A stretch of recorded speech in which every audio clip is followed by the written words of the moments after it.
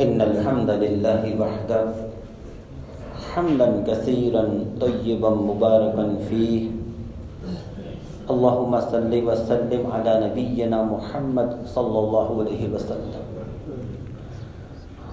آج ہم نے نماز کے حوالے سے مسلمانوں کے چوتھے طبقے کا تذکرہ کرنا ہے۔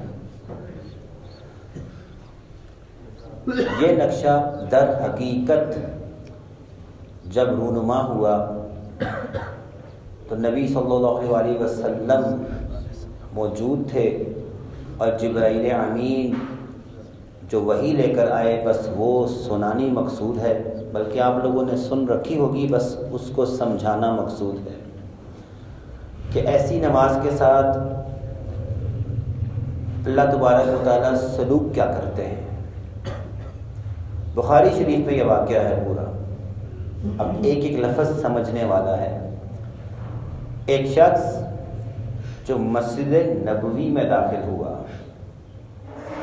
محمد کریم صلی اللہ علیہ وسلم پہلے سے مسجد میں موجود ہیں، وہ شخص آیا اور اس نے نماز کو ادا کیا۔ نماز ادا کر کر جانے لگا، محمد کریم صلی اللہ علیہ وسلم نے اسے بلایا اور کہا ارجع، واپس جائیں، دوبارہ نماز ادا کریں، فإنک لم تصلی، آپ نے نماز ادا نہیں کی۔ سمجھنے والی بات یہ ہے کہ وہ نماز اپنی سمجھ اور اپنی بوجھ کے مطابق ادا کر چکا تھا، لیکن محمد کریم صلی اللہ علیہ وسلم نے کیا کہا کہ آپ نے نماز ادا نہیں کی۔ محمد کریم صلی اللہ علیہ وسلم کا ایک اعجاز ہے قرآن میں، وَمَا يَنْطِقُ عَنِ الْهَوَىٰ إِنْ هُوَ إِلَّا وَحْيٌ يُوحَىٰ۔ ہم اس کا ترجمہ تھوڑا سا غلط کر جاتے ہیں کہ میرا محبوب یعنی محمد کریم صلی اللہ علیہ وسلم اپنی مرضی سے بولتا نہیں ہے۔ یہاں پہ نطق کا لفظ ہے، وما ینطق، وما یقول عن الہوا نہیں ہے۔ عربی میں نطق کہتے ہیں، ذرا اس کو سمجھیں کہ نطق کیا چیز ہے۔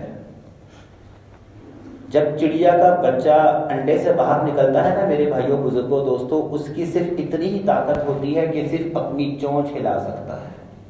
جب اپنی چونچ کو کھولتا ہے نا تو اس کی ماں کو سمجھ آ جاتا ہے کہ ہاں میرے بچے کو بھوک لگی ہے، جاتی ہے اور اس کے لیے دانہ لے کر آتی ہے۔ عربی میں اتنی چھوٹی سی حرکت جو دو چونچ کو پرندہ جدا کرتا ہے اسے نطق کہتے ہیں۔ یعنی اصل ترجمہ یہ بنا کہ میرا محبوب نبی صلی اللہ علیہ وسلم بولنا تو بہت دور کی بات، اپنے ان دو ہونٹوں کو اتنی سی بھی حرکت اپنی مرضی سے نہیں کرتے۔ ان ہوا وحی یوحا، جب تک اللہ جبرائیل کے ذریعے وحی نہ بھیج دے۔ وہ نماز پڑھ کر گیا، جبرائیل کو وحی دے کر رب نے بھیجا کہ اسے بتاؤ فإنک لم تصلی، تم نے نماز نہیں پڑھی۔ وہ واپس گیا، پھر نماز کو ادا کیا، پھر جانے لگا، پھر نبی صلی اللہ علیہ وسلم نے کہا واپس جائیں، آپ نے نماز نہیں پڑھی۔ 3 دفعہ ایسا ہوا کہ وہ نماز پڑھ کر گیا، رب نے قبول تو بہت دور کی بات اس کی نماز کو کراس لگا دیا۔ اب یہ بات ہے کہ اس کی نماز میں ایسی کیا کوتاہی تھی کہ اپنی طرف سے وہ ادا کر رہا ہے، رب اسے قبول تو بہت دور کی بات، رب اسے نماز ہی نہیں سمجھ رہا۔ پھر نبی صلی اللہ علیہ وسلم نے نقشہ کھینچا، اس کی اصلاح بھی کی اور قیامت تک کے مسلمانوں کے لیے رہنمائی بن گئی کہ اے مسلمانوں ایسی نماز پڑھ کر قبر میں مت آنا، ورنہ ایک حدیث میں آپ نے سنا ہے نا کہ قبر میں نماز جب اپنے مجھے اور آپ کو دفن کر کرنا، میری اور آپ کی اوقات وہیں یاد دلائیں گے، میری اور آپ کی قبر بھی ہاتھ جھاڑیں گے اس طرح، تو اس وقت اسی نماز نے آنا ہے کہ چھوڑ کے چلے گے سب،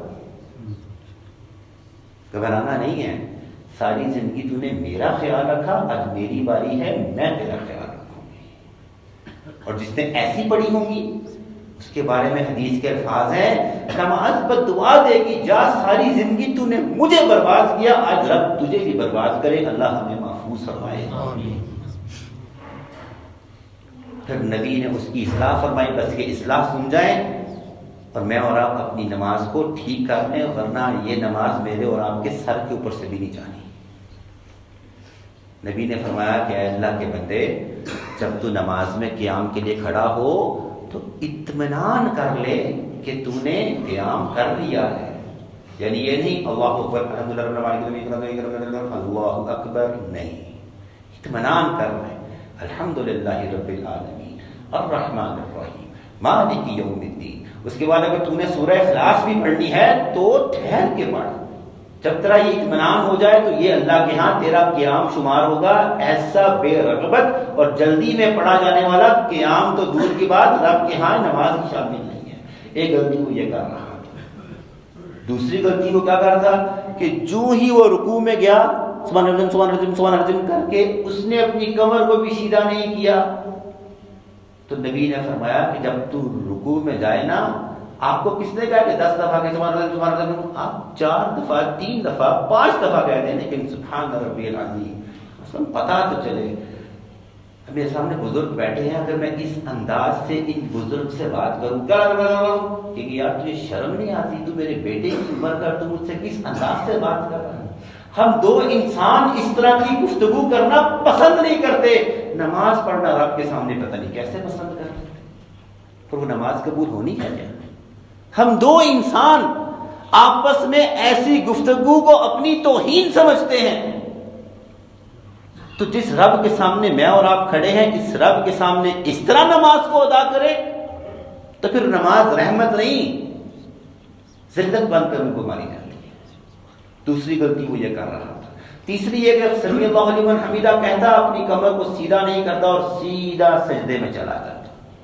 چوتھی غلطی یہ کر رہا تھا کہ سجدہ بھی پراپر نہیں، اور ایک سجدہ کرنے کے بعد اٹھا ہی تھا، اپنی کمر سیدھی نہیں کی اور سیدھا دوسرے سجدے میں۔ یہ چند 7 غلطیاں وہ کر رہا تھا، رب نے ایسی غلطی کرنے والے کی نماز قبول تو بہت دور کی بات، اس کو اپنی بارگاہ میں نماز ہی نہیں سمجھا۔